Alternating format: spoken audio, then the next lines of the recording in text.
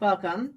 So now that we kind of introduced the antiderivative as a function whose derivative will be our original function, I want to go through a few kind of really in the ones I'm giving here in some sense are really tools to use in order to compute antiderivatives, as well as I'm going to give some examples of some antiderivatives that you should know. Okay, so the tool set that I'm giving you is the antiderivative is something called linear. Okay, so you kind of see this a lot of these operators.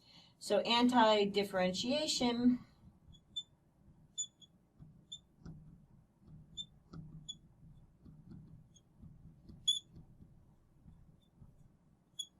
is something called linear. So what do I mean by that? I mean, so suppose that you have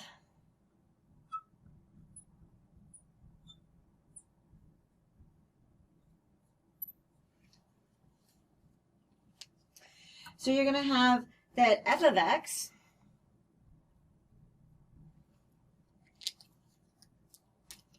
is the antiderivative of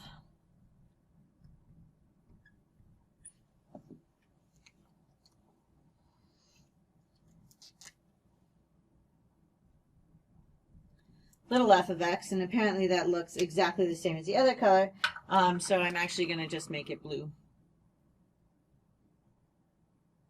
That doesn't work either. Okay, so it's just going to be a little f of x. Sorry that those are very similar in color. And then we have that g of x is the antiderivative of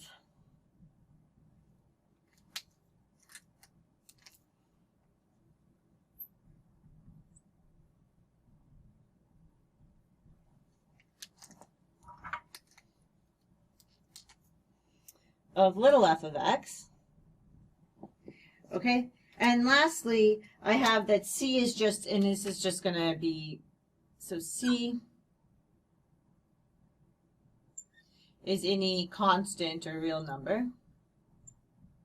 I'll just underline it always because I don't have as many colors as objects I want to deal with. Okay, so then we have these kinds of, here's what I mean by this, so let's make this chart. So here's my function.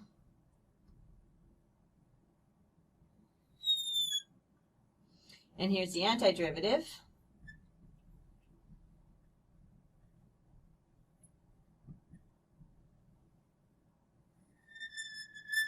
So if I take c times the function, which one am I doing here? I'm going to do f of x. So this is the one that unfortunately looks like yellow and green unfortunately look the same here, but you'll have to kind of bear with me on that. So c times f of x, if I take the antiderivative, is actually just going to be, you're still going to have that same c in front, times the antiderivative of f, like that. Okay?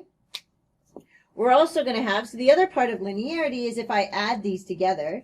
So if I take f of x and I add it to little g of x, oops, this should be a g.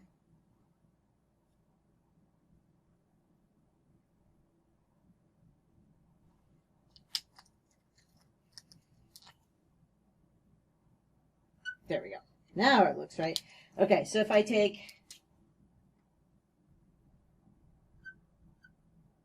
f of x and I add to it this g of x,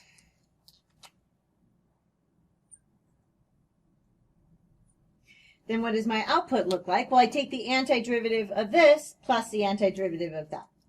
So this is one of these circumstances. Unlike with multiplication, you really can just do this one function at a time. In fact, let's make this our neutral color.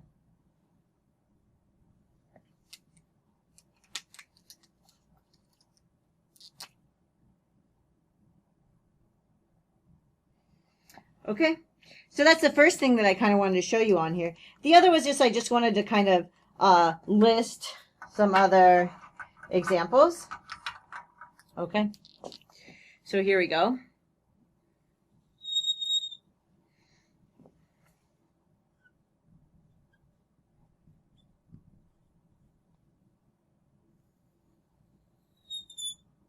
So let's do the function. Sorry, that's not straight up and down. Antiderivative.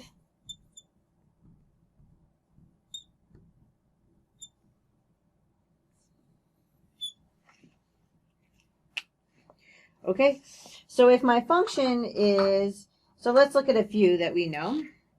So let's do this for x of n, where n does not equal 1. And we're going to do this for 1 over x. And we're going to do this for e to the x and cosine of x and sine of x. So I anticipate that each of these you already know. So here we need to undo the power rule. So to undo the power rule, we do 1 over n plus 1 times x to the n plus 1. To undo 1 over x, well, that was the derivative of the natural log. So now we get natural log of x. For e to the x, we get e to the x. For cosine of x, we get sine of x. And then here, because cosine of x is minus sine of x when you take the derivative, then I need to put a minus in front of here. And you should go ahead and check that in each of these circumstances, if I take the derivative of what's on this side, I get what's on the left-hand side. But these are some ones that you should definitely know. So that's all for this lecture, and I will see you in the next lecture.